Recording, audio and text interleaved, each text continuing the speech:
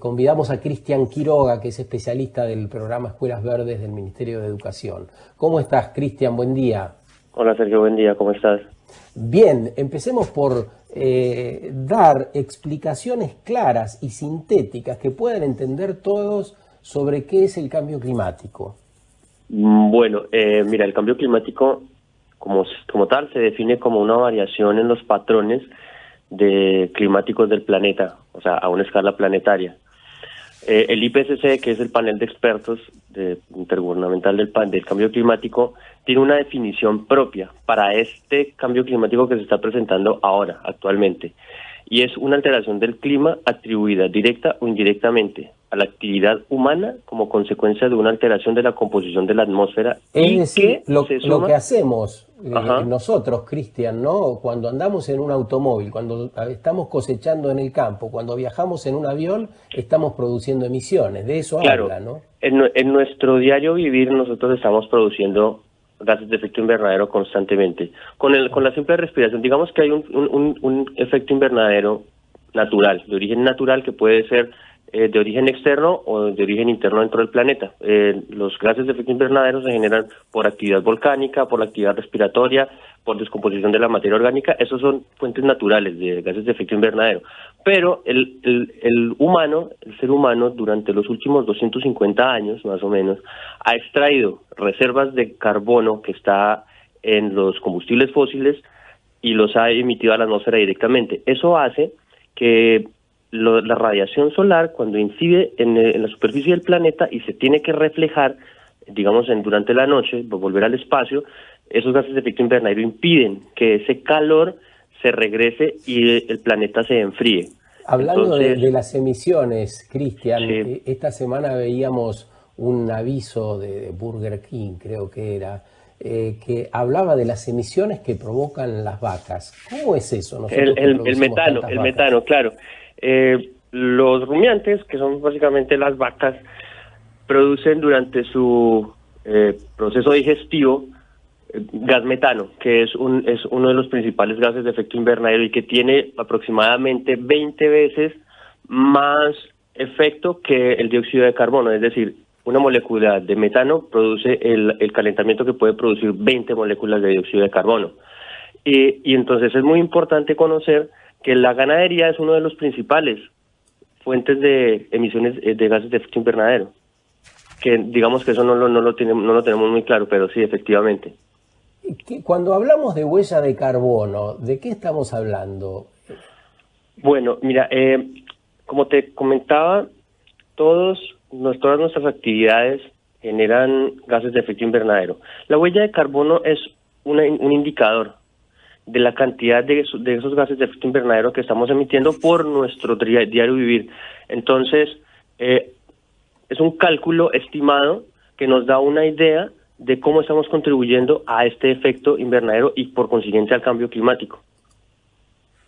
En términos de carbono como dióxido de carbono. Nos faltaría decir cuáles son las consecuencias del cambio climático. Estamos hablando con Cristian Quiroga, que es especialista del programa Escuelas Verdes del Ministerio de Educación. Repasamos lo que les explican a los chicos, porque nos parece que a nosotros también nos conviene tenerlo claro.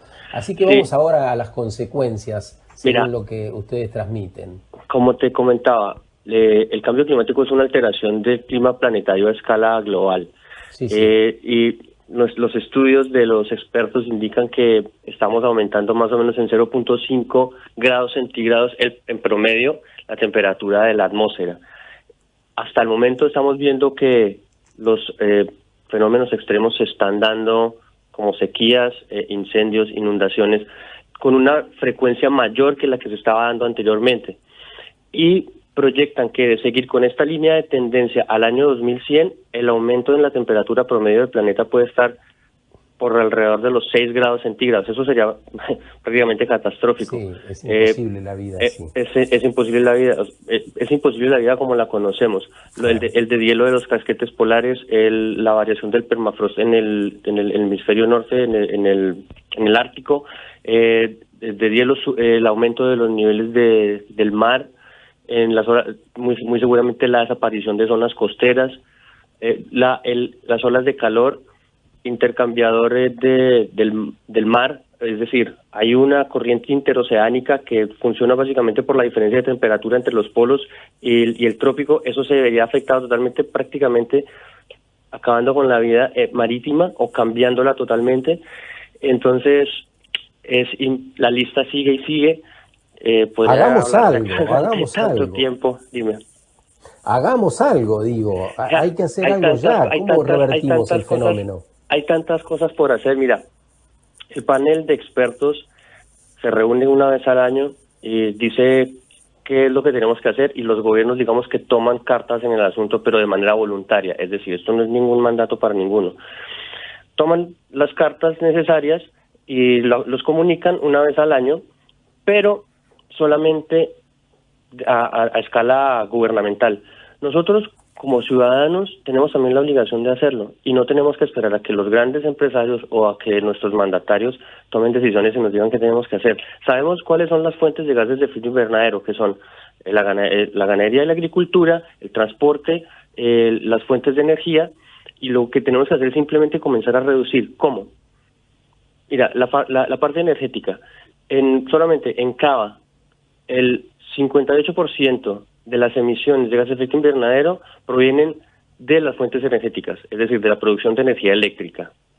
Y de eso, el 50% es de origen residencial, es decir, que tenemos el 30% en Cava, el 30% de las fuentes de gases de efecto invernadero corresponden al uso residencial de la energía eléctrica.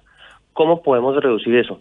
Hay muchas formas de hacerlo: desconectando los aparatos eléctricos que no estamos utilizando, apagando las luces cuando no estamos utilizando el recinto que está la luz encendida, separando la nevera 15 centímetros, la heladera 15 centímetros de la pared para que pueda refrigerar y radiar el calor que tiene que radiar, cambiando los artefactos por artefactos ahorradores o que utilizan menos energía.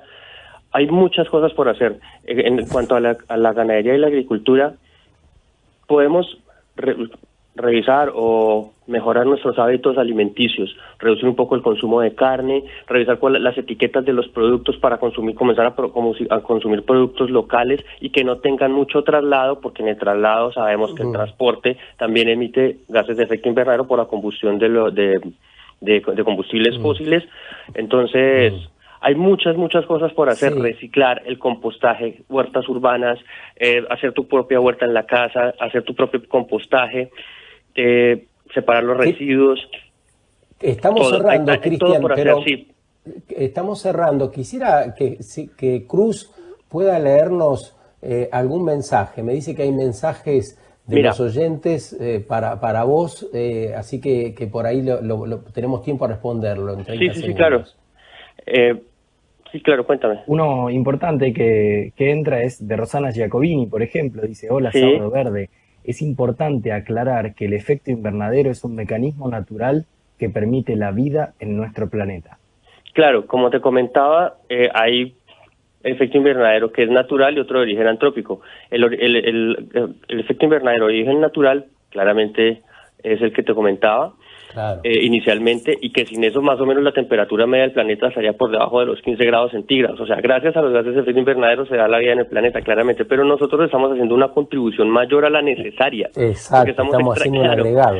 Estamos haciendo un agregado, y por eso la definición del IPCC es tan clara, que se suma a la variabilidad climática natural. O sea, ya existe una variabilidad climática natural, pero nosotros la estamos aumentando, ¿sí me hago entender? Así que, no, fantástico, agradecemos a la oyente porque nos permite aclarar, y a vos, Cristian, además que están atentos.